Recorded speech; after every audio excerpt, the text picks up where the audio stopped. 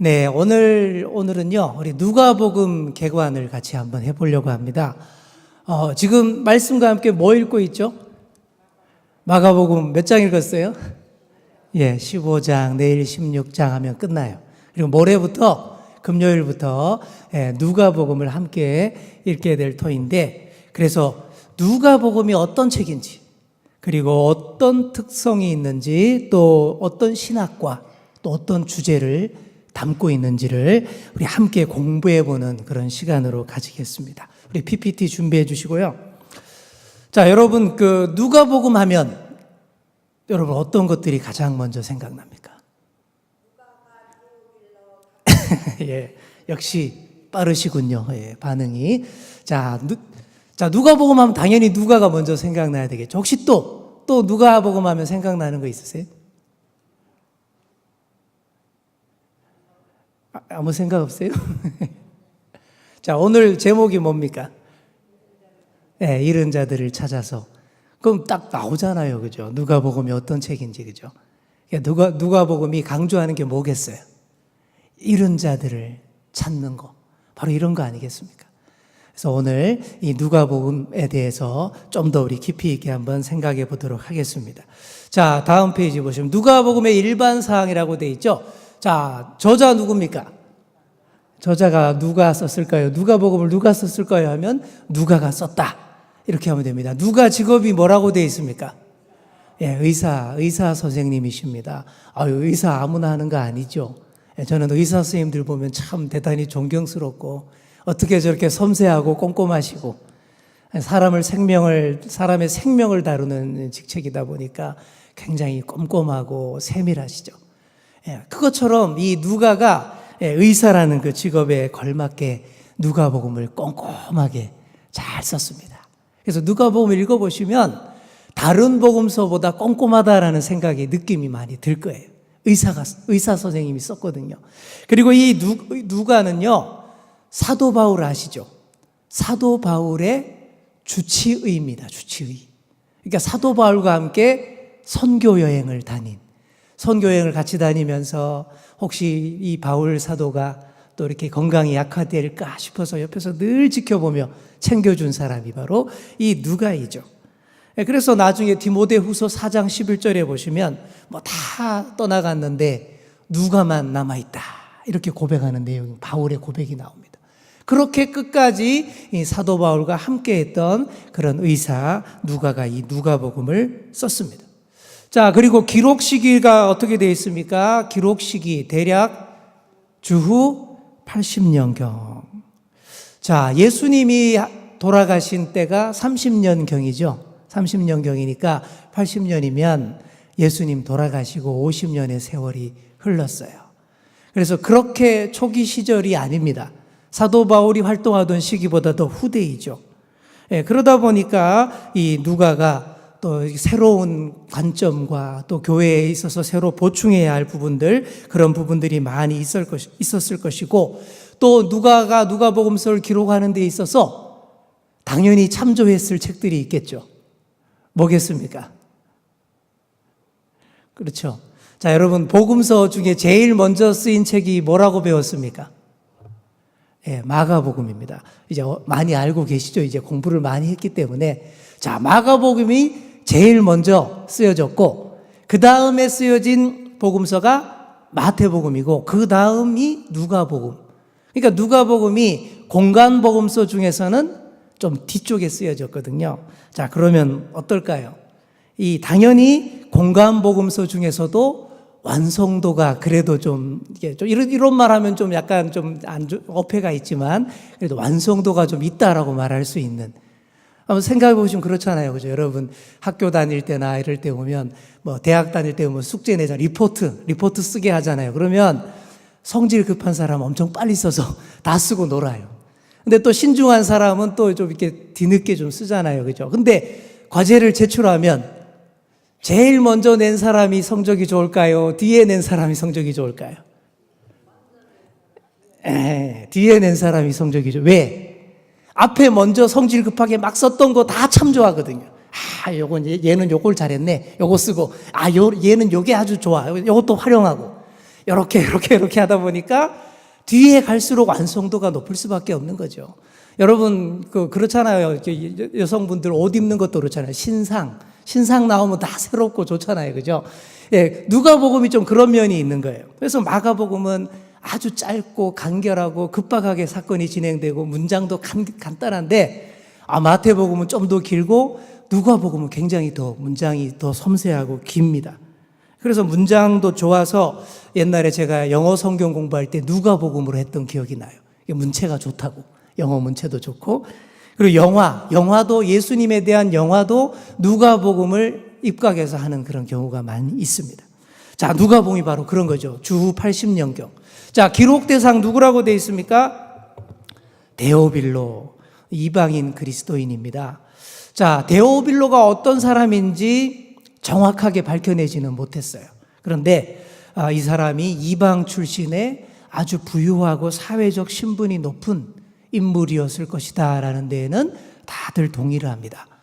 예, 호칭이 뭐예요? 누가복음에 보시면 가카라고 돼 있어요. 가카, 데오빌로 가카라는 호칭 아무한테나 안 붙이지 않습니까? 그죠?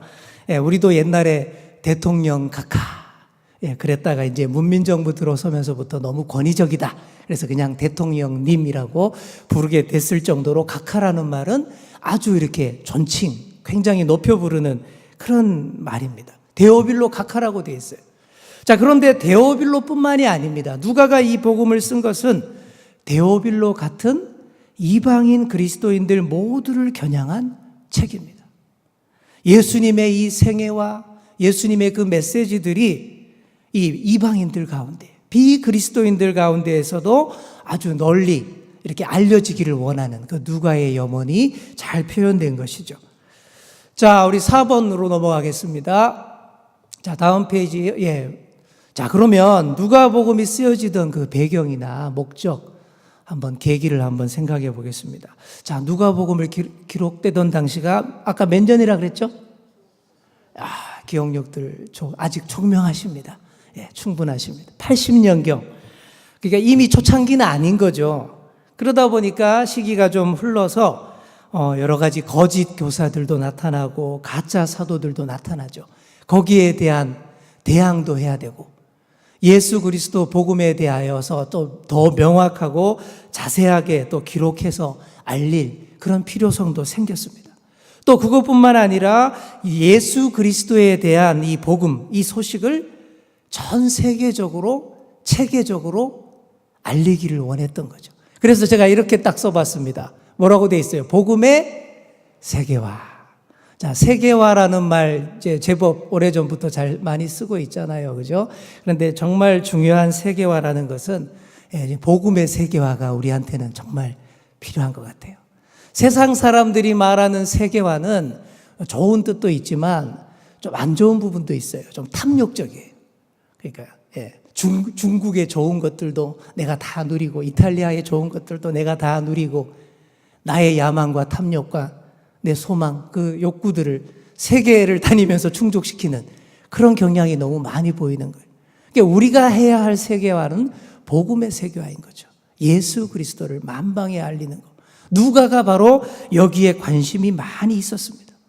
그래서 예수님의 사건뿐만 아니라 예수 시대 그 다음에 교회의 시대 그리고 선교의 시대 이때에도 체계적으로 이 복음이 정리가 되고 알려지고 드러내려는 그런 목적이 분명히 있었던 거죠.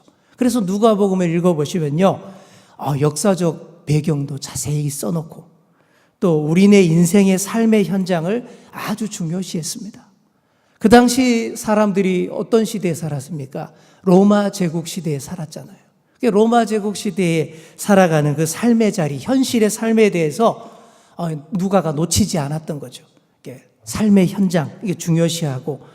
그래서 누가복음을 보시면 이 누가가 역사가라고도 얘기를 합니다. 의사이기도 한데, 이 의사 선생님이 역사도 잘 쓰는 것 같아요. 그죠? 그래서 누가복음은 아주 좀 제대로 된 역사서이고, 누가복음에 이어서 계속 이어지는 이야기가 무슨 책이죠? 사도행전이잖아요. 사도행전. 이어지는 누가복음은 예수 시대의 역사, 사도행전은 예수님 이후의 교회의 역사. 누가가 이렇게 연속성 있게 잘 표현하고 있는 것입니다. 이게 누가복음의 목적, 계기 및 배경이라고 할 수 있습니다. 자, 그렇다면 이 누가복음이 내일 이제 모레부터 읽어 나갈 텐데요. 큰 틀을 한번 줄기를 먼저 알고 들어가면 좋을 것 같습니다. 자, 화면에 보시는 것처럼요. 누가복음은 이렇게 구성이 되어 있습니다. 먼저 전 역사라고 썼는데 1장과 2장 이야기입니다. 그러니까 이제 본격적인 이제 이야기, 스토리 이전 이야기라는 얘기죠. 여기 어떤 내용들이 나올까요?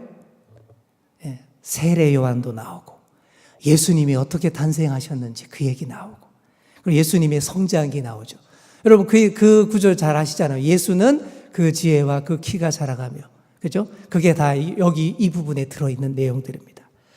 그리고 3장부터 4장까지는 이제 예수님께서 본격적인 공생애를 준비하는 그런 내용들이 기록되어 있습니다. 예수님이 세례받는 장면 나오고요.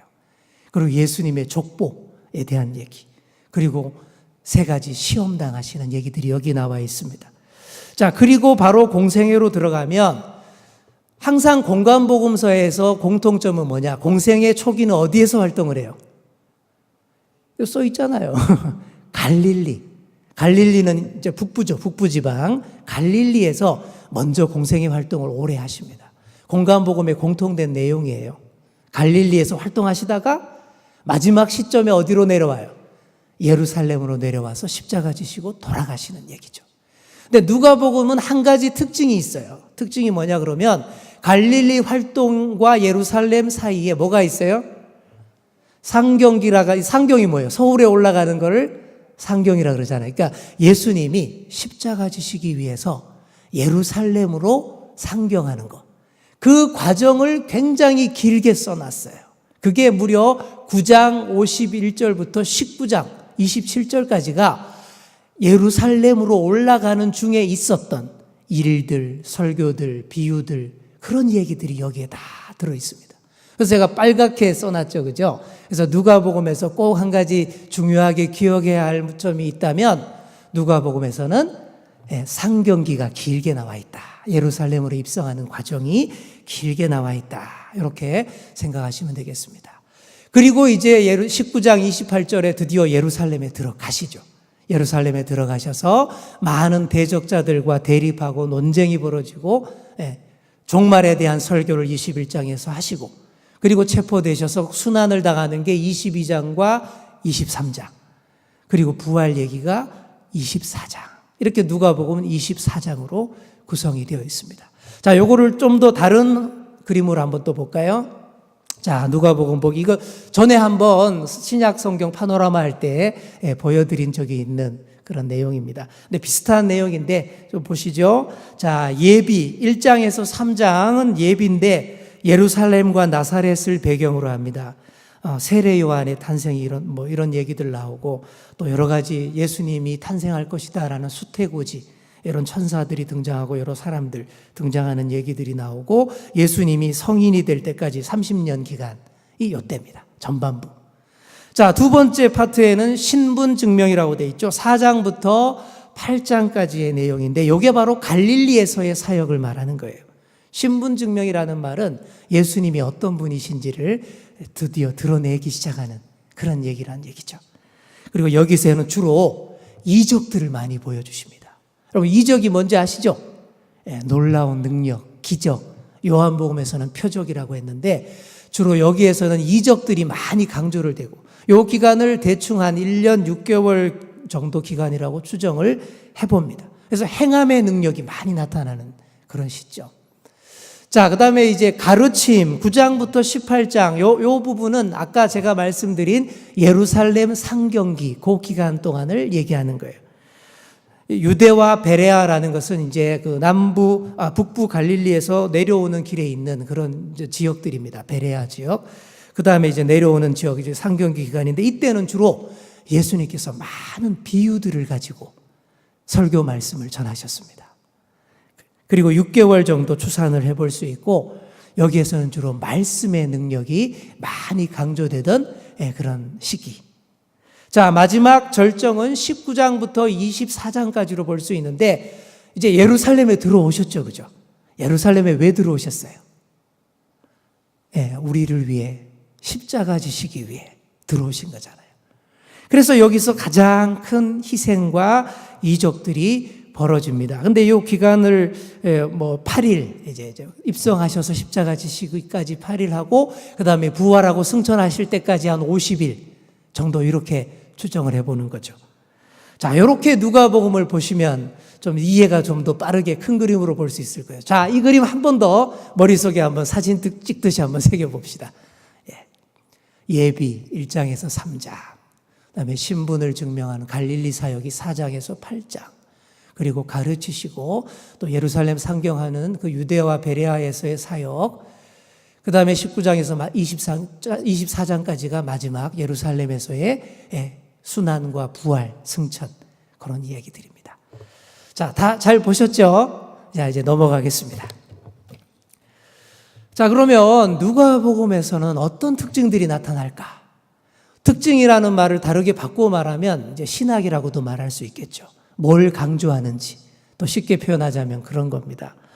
자, 우리 누가복음은 이제 복음의 집대성이라고 할 수 있죠. 아까 제가 설명드린 대로 공간복음서 중에서 비교적 좀 늦게 쓰여지면서 마태복음과 마가복음들을 또 많이 참조하고 여러 많은 자료들을 잘 녹여내서 아주 그냥 이렇게 완성도 높은 예수님의 이야기를 잘 구성한 책이 누가복음이라고 했습니다.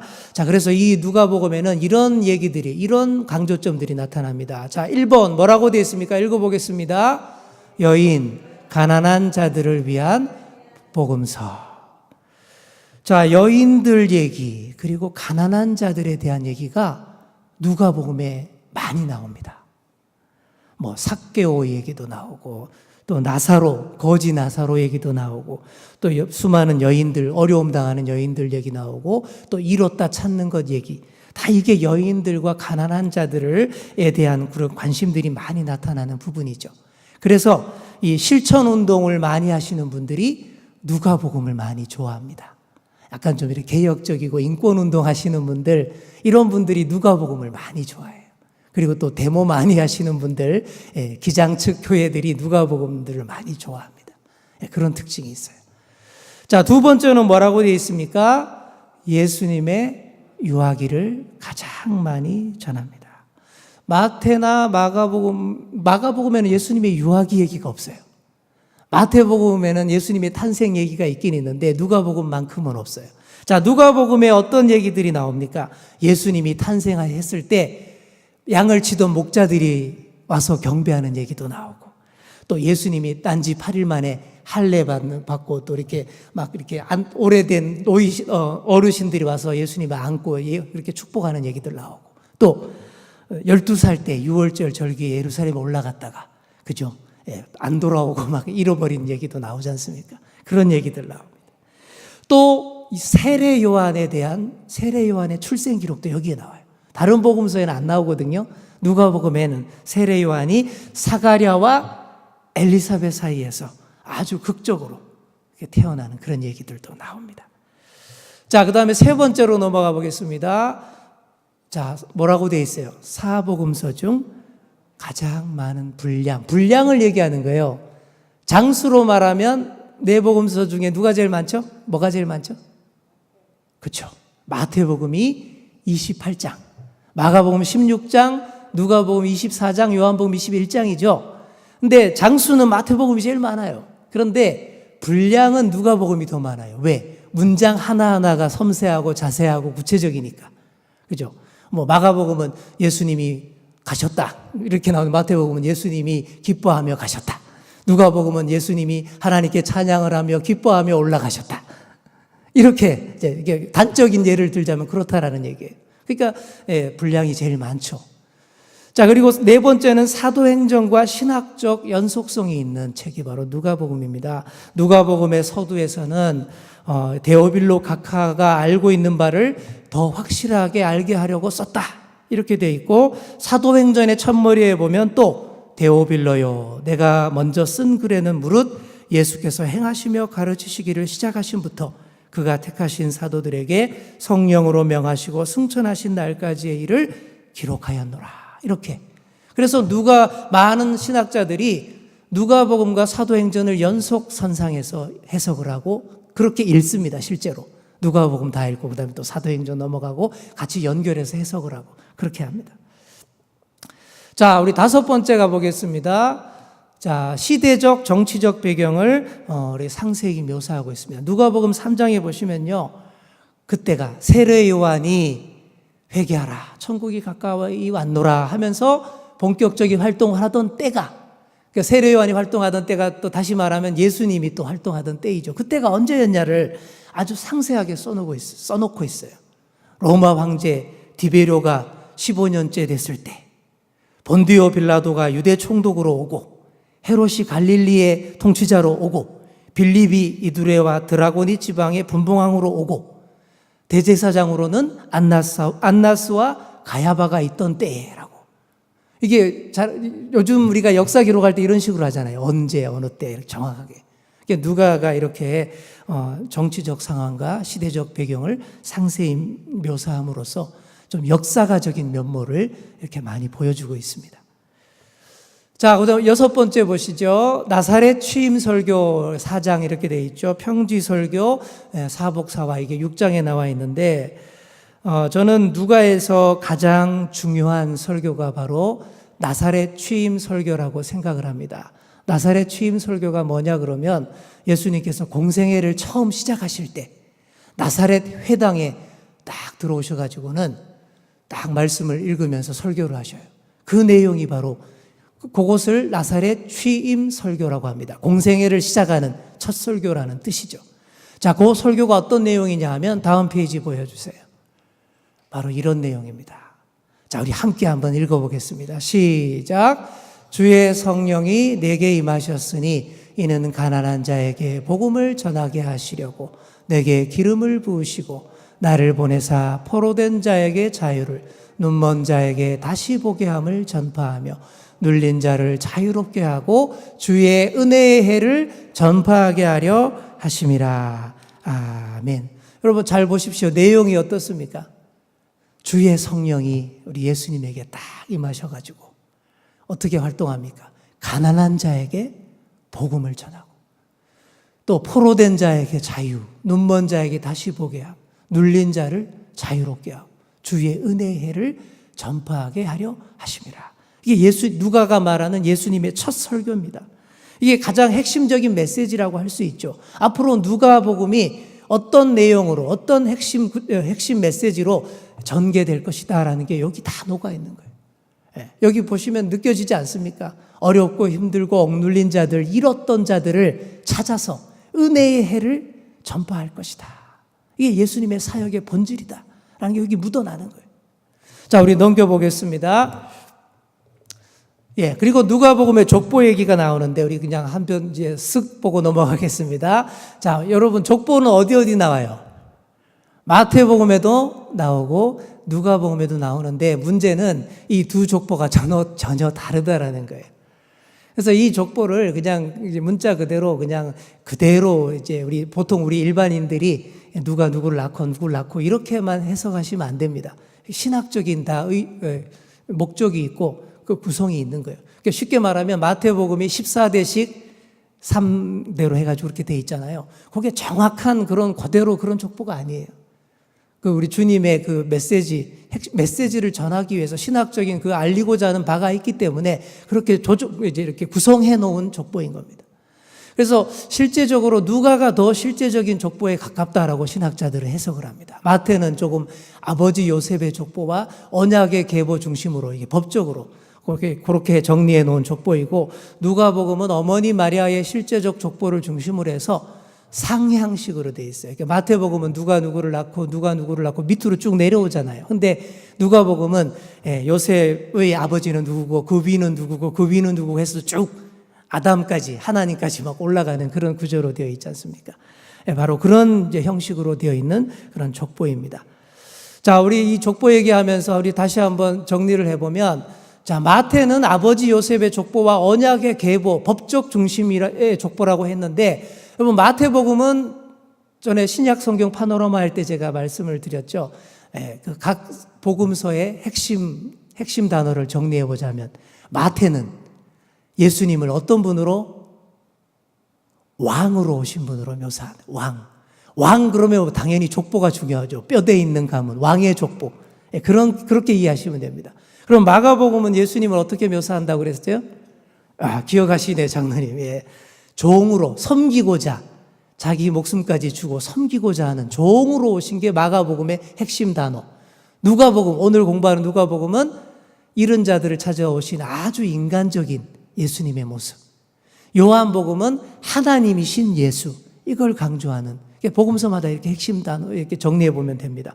오늘 공부하는 누가복음은 아주 이제 이른 자들을 찾아오신 아주 인간적인 사랑 많으신 우리 예수님.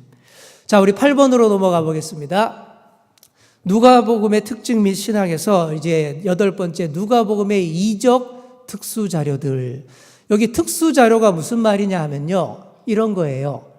누가복음에만 나오고 마태, 마가, 요한에는 안 나오는 얘기, 이런 뜻이에요.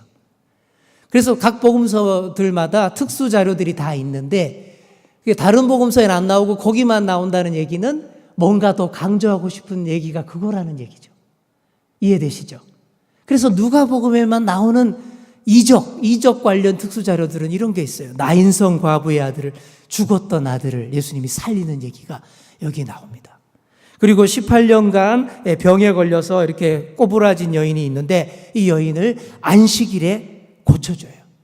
이게 뭐 반대자들 있죠. 안식일날 왜 그런 거 하냐.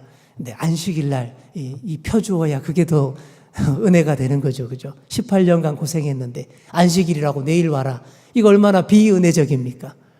또 안식일 날 또 수종병자를 치유하는 얘기도 나옵니다. 마찬가지죠. 예수님이 그런 얘기합니다. 너희 중에 안식일 날 소나 자녀가 구덩이에 빠지면 안 건지냐? 예수님 그런 얘기가 여기 나오는 거예요. 마찬가지, 이것도 안식일 날 있었던 얘기. 그 다음에 여러분 열나병 환자 치유 얘기 아시죠? 누가복음에만 나와요. 10명의 나병 환자가 치유받았는데 와서 감사한 사람이 몇 명이에요? 한 명밖에 없었죠. 그래서 예수님이 유명한 얘기를 하잖아요. 그 9은 어디 있느냐. 그죠? 그 얘기입니다. 자, 그 다음은 9번으로 넘어갑니다. 또 누가복음에 비유 특수 자료들이 있어요. 이게 무슨 말이죠? 누가복음에만 나오는 비유 얘기들. 그죠? 이런 것들이 있습니다. 선한 사마리아 사람 얘기 다 아시죠? 어리석은 부자 얘기. 막 농사가 잘 돼가지고 막 곡식이 너무 많아서 막 곡간이 모자라서 더 곡간을 더 짓고 막 이렇게 떵떵거리며 살아야지 했을 때 뭐라 그럽니까? 우리 주님이 오늘 네 생명을 찾으면 너 어떡할래? 이죠? 그런 얘기 나오는 게 어리석은 부자의 비유입니다. 그 다음에 3년 열매 맺지 못하는 무화과 비유. 여기에서 유명한 얘기가 금년에도 그대로 두소서. 그죠? 열매 맺지 못하니까 찍어버리자. 1년, 2년, 3년째 됐는데 3년째에도 그런 얘기하죠. 금년에도 그대로 두소서. 예, 그런 얘기들. 그 다음에 다음 4번째가 이뤘다 찾는 얘기. 여러분, 요거는 중요합니다. 누가복음 중에서 다 중요하겠지만 우리 15장을 보시면 이뤘다 찾는 이야기들이 나옵니다. 뭐뭐 있어요? 잃은 양. 99마리 양을 두고 한 마리 양을 찾는 얘기. 또 뭐가 있어요? 그렇죠. 잃은 드라크마 얘기. 또 탕자. 맞습니다. 잃었던 둘째 아들 탕자 얘기. 예, 요게 15장에 딱 농축이 되어 있어요. 잃었다가 찾은 기쁨을 아주 극적으로 묘사하고 있는 게 15장인데 저는 이 15장이 누가복음에서 굉장히 주목해 봐야 할 그런 장이라고 생각을 합니다. 자, 또 넘겨보십시오. 그리고 또 불의한 청지기, 부자와 나사로 비유, 과부와 재판관, 세리와 바리새인. 자, 이런 얘기들이 다 누가복음에만 나오는 그런 특수 자료들입니다. 자, 시간이 많이 가서 이제 한번 정리를 해볼게요. 자, 이제 결론으로 한번 넘어가 보겠습니다. 자, 누가복음에 보시면 가난한 자들, 여인들, 천대받던 자들에 대한 관심이 계속 나오고 잃었다 찾는 얘기가 나오는데 오늘 저는 삭개오 얘기를 본문으로 읽었습니다. 사실 삭개오가 뭐 그렇게 가난하고 그런 자는 아니죠. 그런데 삭개오는 많이 가졌으나 이뤄진 자였습니다. 사실 오늘날에는 이런 사람이 훨씬 더 많잖아요. 그죠? 오늘날 이루어진 자는 바로 이런 사람들인 것 같아요. 많이 가졌으나 정말 하나님 앞에서 이루어진 자들. 이런 삭개오도 우리 주님이 불러주십니다. 그래서 오늘 같이 한번 이 본문 다시 읽어볼까요? 화면. 자, 시작. 예수께서 이르시되 오늘 구원이 이 집에 이르렀으니 이 사람도 아브라함의 자손이로다. 인자가 온 것은 잃어버린 자를 찾아 구원하려 함이니라. 아멘. 자, 여러분들은 세상에서 제일 재밌는 얘기, 제일 감동적인 얘기가 뭐라고 생각하십니까? 저는 세상에서 제일 재밌는 얘기, 세상에서 제일 감동적인 얘기가 사람이 변화되는 이야기라고 생각합니다. 제가 옛날 젊은 시절에 깨달았습니다. 세상에서 제일 재밌는 얘기는 사람이 바뀌는 얘기다. 왜요? 사람은 참 바뀌기 어렵다고들 얘기하잖아요. 정말 안 바뀐다고들 얘기하잖아요. 그래서 제일 감동적인 얘기, 제일 재밌는 얘기가 사람이 바뀌는 얘기예요. 옛날 유명한 문학 작품들에도 보면 제가 많은 책들을 읽으면서 제일 감동받았던 얘기들이 사람이 바뀌는 얘기를 읽었을 때, 옛날 동화 중에 소공자라는 책이 있었어요. 소공여하고는 좀 다른데, 소공자를 보면 아주 완악하고 고집세고 고집불통인 노인네가 손자, 오랫동안 못 보던 손자를 만나서 같이 지내면서 그 완고했던 할아버지가 변화되는 얘기. 그게 왜 그렇게 재밌게 느껴지던지요. 또 옛날에 그런 영화가 있었어요. 선생 김봉두라는 얘기. 보신 분 계신지 모르는데 그 선생님 이름이 김봉두. 뭐가 비슷해요? 김봉투랑 비슷하잖아요. 촌지 되게 좋아하는 선생님이고 맨날 그런 것만 찾고 좋은 데 가기를 발령받기를 원하고 그런 선생님이었는데 저 시골 강원도 꼴짜기에 학생들 몇 명 안 되는 그 학교에 가서 막 괴로워하다가 그 아이들과 함께 지내면서 변화되는 얘기. 저는 그런 얘기가 정말 감동적이더라고요. 잃었다가 찾는 것보다 더 감동적인 얘기가 어디 있겠습니까? 모든 것들이 다 제자리로 돌아가고 있어야 할 자리에 가고 잃었던 탕자가 돌아오고 다 제자리를 찾아가고 이게 세상에서 제일 감동적인 얘기라고 생각합니다. 우리 그림 한번 보실까요? 다음 장면. 세상에서 가장 아름다운 풍경이 뭘까? 잃었던 것들을 찾고 집 나갔던 탕자가 돌아오는 바로 이런 얘기가 아니겠습니까? 목사님들이 많이 소개했던 렘브란트의 유명한 그림 탕자의 귀향이라는 유명한 그림인데 잃은 아들을 찾고 이렇게 아들을 보듬으면서 감사하는 그런 아버지의 그런 그림 장면입니다. 이렇게 살찐 송아지 잔치 하지 않습니까? 그죠? 탕자가 돌아왔을 때 큰아들도 싫어했지만 살찐 송아지도 싫어했을 것이다 라는 유머도 있지만 그래도 우리는 이런 살찐 송아지 잔치를 계속해야 됩니다. 왜? 잃었던 자들을 찾는 것이 세상에서 제일 감동적이고 제일 우리에게 있어서는 재미난 이야기이기 때문입니다. 사랑하는 성도 여러분, 세상에서 제일 감동적인 얘기들이 여러분들 주위에서 많이 벌어지기를 소망합니다. 우리가 누가복음을 읽으면서 묵상하는 동안 많은 변화들, 나 자신부터 먼저 바뀌고 변화되어 가고 나로 인해서 내 주위 사람들이 바뀌어지는 그런 세상에서 제일 감동적인 얘기들이 많이 펼쳐질 수 있기를 주님의 이름으로 축원합니다. 이 시간 우리 함께 우리 같이 통성으로 기도하시겠습니다. 오늘 들은 말씀들을 잘 묵상하시면서 아버지 하나님, 우리가 누가복음을 읽으면서 잃은 자들을 향한 우리 주님의 관심에 나도 동참하게 하여 주시옵소서. 또 잃었던 자들이 찾아지고 또 변화되지 않을 것 같은 상황들, 사람들이 변화되는 그런 감동적인 얘기들이 많이 벌어지게 하여 주시옵소서. 이 시간 우리 그렇게 간절히 기도하시고 또 각자의 기도 제목을 위해 기도하시고 자유롭게 기도하시다 돌아가시겠습니다. 기도하겠습니다. 주여 믿습니다. 주여 믿습니다. 주여 믿습니다. 아버지 하나님,